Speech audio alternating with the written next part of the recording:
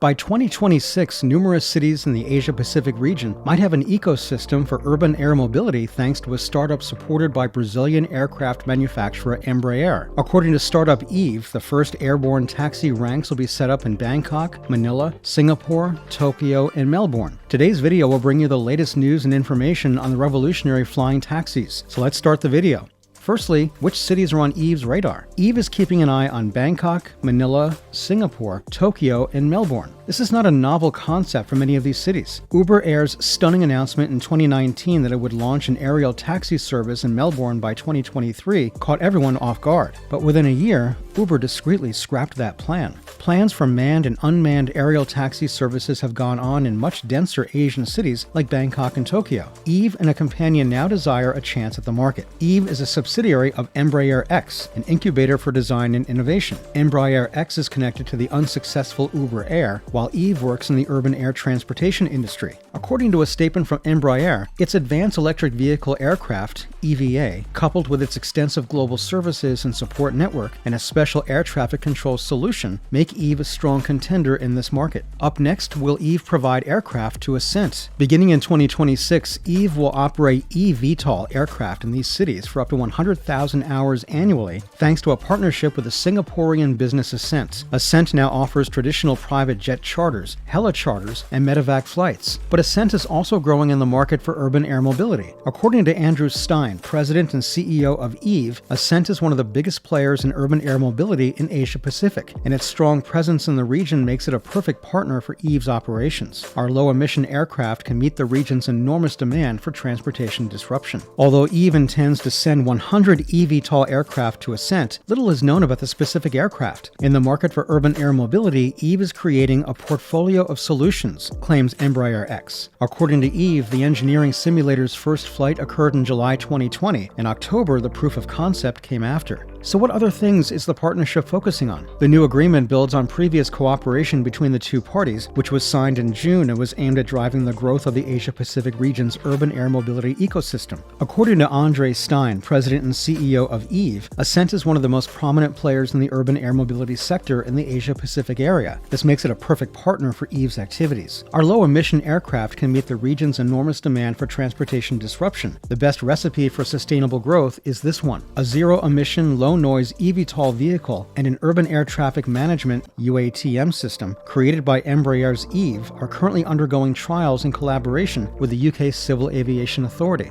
The government of Australia's outstanding record of aviation safety and its backing of UAM solutions are both factors that the collaboration expects will contribute to the growth of Eve's UATM solutions. According to Daniel Mochadlower, president and CEO of Embraer X, from which Eve is the first spin-off, the creation of the UAM ecosystem requires innovative solutions, which is also a fundamental pillar of Embraer's growth strategy for the coming years, and Embraer X was built to address these needs. Through this agreement, we're starting to make Australia one of the world's first urban air mobility markets. The initial concept of operations for the flying taxi, ConOps, which uses the city of Melbourne as a model, looks at how current air traffic management solutions can initially enable UAM operations, while at the same time getting ready for the scale of operations through new traffic management technologies. Up next, what is Joby Aviation bringing? On a recent conference call, Joby officials stated that the company's first production model aircraft could fly later this year. Unfortunately, a Joby prototype crashed early this year while being tested at speeds and altitudes well beyond what it would have to withstand as a member of an air taxi fleet. To offer emissions-free aerial ride-sharing, Joby has established agreements with SK Telecom and the Team-Map mobility platform in South Korea. Team-Map Chief Executive Lee Jong-ho stated in a release that the company will, quote, become a platform operator that can deliver a seamless transportation service between the ground and the sky due to the partnership with Joby. Additionally, the business has disclosed a collaboration with ANA, a Japanese airline, to introduce an air taxi service in Japan. To study the possibility of including ground transportation in such a service there, Toyota has joined the collaboration, according to Joby. So how was the Chinese electric flying taxi test? On October 10th, an electric flying taxi prototype was tested in Dubai, United Arab Emirates, by the Chinese electric vehicle manufacturer Xpeng. A preview of cutting-edge technology that might carry people through cities, above all traffic, was shown during the demonstration. According to CNBC, the Xpeng Incorporation's aviation affiliate in Guangzhou built the taxi known as the X2, one of the many flying car experiments underway worldwide. The sleekly built vehicle can transport 2 passengers and is powered by a pair of 8 rotors. Still, the corporation claimed it conducted a human flight test in July 2001, despite the display's empty cockpit.